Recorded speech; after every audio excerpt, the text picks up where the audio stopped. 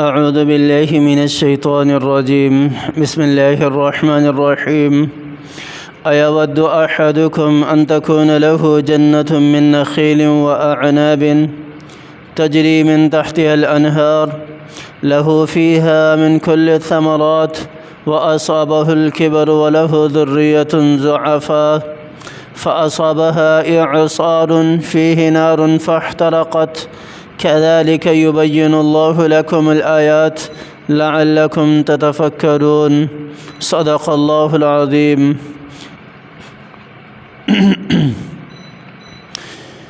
سورۃ البقرہ کی اس آیت کے اندر اللہ تعالیٰ نے ایک مثال ذکر کی ہے ایمان والوں کے لیے، اللہ پر ایمان رکھنے والوں کے لیے، کہ جو لوگ مال جمع کر کے رکھتے ہیں اللہ کے راستے میں خرچ نہیں کرتے، ان لوگوں کی تشبیہ دی ہے اللہ نے اس آیت کے اندر ایک ایسی چیز کے ساتھ کہ جس چیز سے انسان کا سب کچھ تباہ ہو جاتا ہے، سب کچھ برباد ہو جاتا ہے۔ سورۃ الہمزہ کے اندر اللہ تعالیٰ نے ارشاد فرمایا وَيْلٌ لِّكُلِّ ہُمَزَةٍ لُّمَزَةٍ الَّذِي جَمَعَ مَالًا وَعَدَّدَهُ يَحْسَبُ أَنَّ مَالَهُ أَخْلَدَهُ۔ اللہ تعالیٰ نے یہاں واضح الفاظ میں ارشاد فرمایا کہ ہلاکت ہو ایسے شخص کے لیے جو مال و دولت کو جمع کر کے رکھتے ہیں۔ الذی جمع مالا وعدَّدَهُ، جمع بھی کرتے ہیں اور جمع کرنے کے ساتھ پھر انہیں گنتی بھی کر کے رکھتے ہیں، گنتے بھی ہے ان کو۔ ایحسب ان مالہ اخلد، کیا وہ یہ گمان کرتا ہے کہ اس کا مال اس کو ہمیشہ ہمیشہ دنیا کے اندر باقی رکھے گا؟ کیا یہ چاہتا ہے وہ؟ کیا اس کا مال کے اوپر اتنا یقین ہے؟ جیسا کہ آج کل ہمارے جتنے بھی بزنس مین ہیں، جو ہمارے تاجر ہیں، جو ہمارے بڑے ہیں، جن کو ہم اپنا لیڈر سمجھتے ہیں یا اپنا رہنما سمجھتے ہیں، آج کل یہی چیز ہو رہی ہے۔ علم کو کون پوچھتا ہے؟ دین کو کون پوچھتا ہے؟ قرآن کو کون پوچھتا ہے؟ احادیث کو کون پوچھتا ہے؟ سیرت کو کون پوچھتا ہے؟ جس کے پاس چار پیسے ہیں نا، وہی خاندان کا سربراہ بھی ہے، وہی خاندان کا سردار بھی ہے، وہی خاندان کا بڑا بھی ہے، وہی سب کچھ ہے، وہی سب کچھ ہے۔ علم اس کے پاس ہو یا نہ ہو، علم کی اہمیت تو ہمارے نزدیک ہے ہی نہیں نا، اور قرآن و حدیث کی اہمیت تو ہمارے نزدیک ہے ہی کوئی نہیں۔ ایحسب ان مالہ اخلد، کیا وہ یہ گمان کرتا ہے کہ مال اس کو ہمیشہ ہمیشہ باقی رکھے گا؟ مال اس کی سرداری کو ہمیشہ باقی رکھے گی؟ یا مال اس کی جو عزت اور شہرت ہے اس کو ہمیشہ باقی رکھے گا؟ ایسا نہیں ہے، کلا، ایسا نہیں ہے، ایسا نہیں ہے۔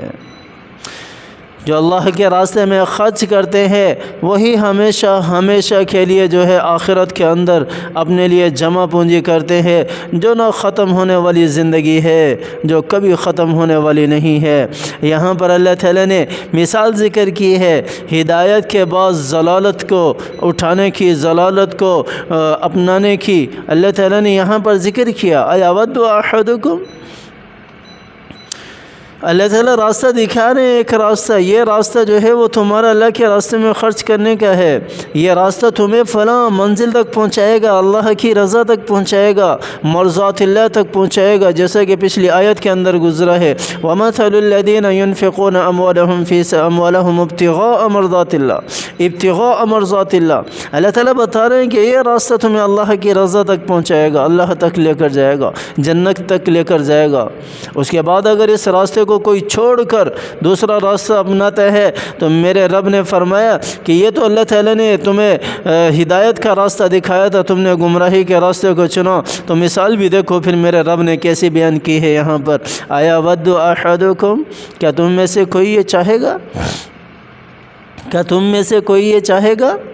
انسان کو متوجہ کرنے کے لیے سوالیہ لفظ استعمال ہوتا ہے، کیا تم میں سے کوئی یہ کرنا چاہے گا کیا تم میں سے کوئی یہ چاہے گا ان تکون لہ جنتن کہ اس کے لیے بڑے بڑے باغات ہوں، اس کے لیے سرسبز و شاداب ہوں، باغات ہوں لہلہاتے ہوئے، گھنے گھنے اس کے اندر درخت ہوں، جس چیز کا وہ باغ چاہتا ہے وہی اس کے پاس موجود ہو، چاہے وہ کھجوروں کے ہوں، چاہے وہ انگور کے ہوں، چاہے وہ زیتون کے ہوں، چاہے وہ آم کے ہوں، چاہے وہ کسی بھی چیز کے کیوں نہ ہوں، بڑے بڑے اس کے پاس باغات ہوں، کیا وہ چاہے گا من نخیل و اعناب تجری من تحتها الانہار، اور ان باغات کے اندر سے نہریں بھی بہتی ہوں، بڑی بڑی نہر، یعنی پانی کی بھی اس شخص کو کوئی فکر نہ ہو کسی قسم کی بھی، ایسی سرزمین اس کے پاس ہو، ایسے باغات اس کے پاس ہوں، لہو فیہا من کل الثمرات، اور ہر قسم کے پھل اس کے پاس موجود ہوں، اور وہ بڑی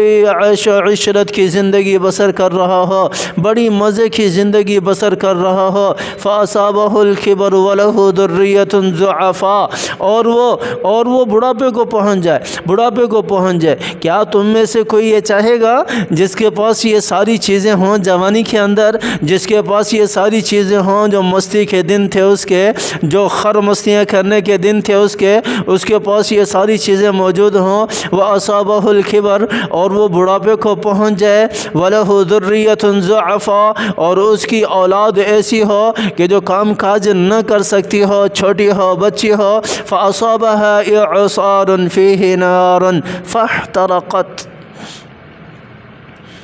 اللہ تعالیٰ کہہ رہے ہیں کہ اگر میں ایسی ہوا چلا دوں گرم ہوا بالکل، جس کے اندر آگ ہو، فَأَصَابَهَا إِعْصَارٌ، طوفان آندھی چلا دوں ایسی بہت بڑی، فَاحْتَرَقَتْ فِيهِ نَارٌ، اور اس کے اندر آگ ہو، فَاحْتَرَقَتْ، اور اس کے یہ سارے باغات کو جلا کر راکھ کر دے، کیا کوئی ایسا چاہے گا؟ کیا کوئی اس طرح کا چاہے گا؟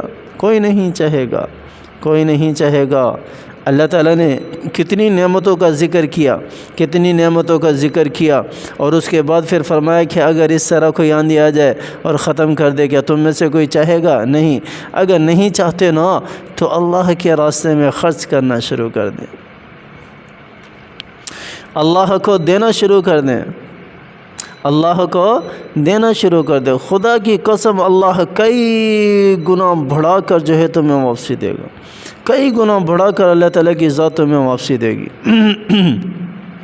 اللہ تعالیٰ نے خود قرآن پاک کے اندر وعدہ کیا ہے، مثل الذین ينفقون اموالهم فی سبیل اللہ کمثل حبة انبتت 7 سنابل فی کل سنبلة 100 حبہ۔ اللہ تعالیٰ کہہ رہے تم ایک دانہ دے کر تو دیکھو اللہ کے راستے میں، اللہ تعالیٰ کس طرح 700 گنا سے بھی زیادہ بڑھا چڑھا کر تمہیں واپسی لوٹاتے ہیں۔ تمہارے ذہن و گمان میں بھی نہیں ہوگا اللہ تعالیٰ اس طرح تمہیں واپسی دیں گے، لیکن ایک پروسیس ہے، ایک پروسیس کے تحت تمہیں ملے گا، ایک نظام کے تحت تمہیں ملے گا۔ ایسا نہیں کہ آسمان سے اسی وقت ٹپک جائے گا، ایسا نہیں ہے۔ اللہ تعالیٰ نے ایک نظام بنایا ہے، اس نظام کے تحت تمہیں ملے گا۔ من ذا الذی یقرض اللہ قرضا حسنا، کون ہے تم میں سے جو اللہ کو قرض حسنہ دے، اور جو اللہ کو مال و دولت دے، جو اللہ کے لیے اللہ کے راستے میں خرچ کرے، اور یہ تو ہمارا ہے ہی نہیں۔ وَمِمَّا رَزَقْنَاهُمْ يُنْفِقُونَ، ایمان والوں کی نشانیوں میں میرے رب نے واضح طور پر ارشاد فرما دیا، اور یہ تو تمہارا ہے ہی نہیں، یہ تو اللہ نے دیا ہے ہمیں، یہ تو وہ ہے، اللہ کہہ رہے ہیں یہ تو وہ ہے جو میں نے تمہیں دیا ہے، تم تو خود اس کے مالک بنے بیٹھے ہو، تم تو خود اس کے خدا بنے بیٹھے ہو، اللہ کے راستے میں نہیں نکالتے، یتیموں پر خرچ نہیں کرتے، مسکینوں پر خرچ نہیں کرتے، بیواؤں پر خرچ نہیں کرتے، محتاجوں پر خرچ نہیں کرتے، جو مستحق ہیں ان کو نہیں دیتے۔ کیا کوئی اس طرح چاہے گا کہ کوئی آگ آئے اور اس کے مال کو تباہ کر دے، کوئی طوفان آئے، کوئی آندھی آئے، اس کے سارے مال و دولت کو تباہ کر دے، نیست و نابود کر دے؟ کوئی نہیں چاہے گا۔ جب کوئی نہیں چاہے گا نا تو اللہ کے راستے میں خرچ کرنا شروع کر دو، كَذَلِكَ يُبَيِّنُ اللَّهُ لَكُمُ الْآيَاتِ لَعَلَّكُمْ تَتَفَكَّرُونَ۔ اللہ تعالیٰ کی ذات ارشاد فرما رہی ہے کہ پھر اسی طرح میں تمہیں واضح طور پر کھول کر نشانیاں دکھاتا ہوں، بیان کرتا ہوں، شاید کہ تم میں سے کوئی ایک آدھا ہو جو سوچ و بچار کرنے والا بن جائے۔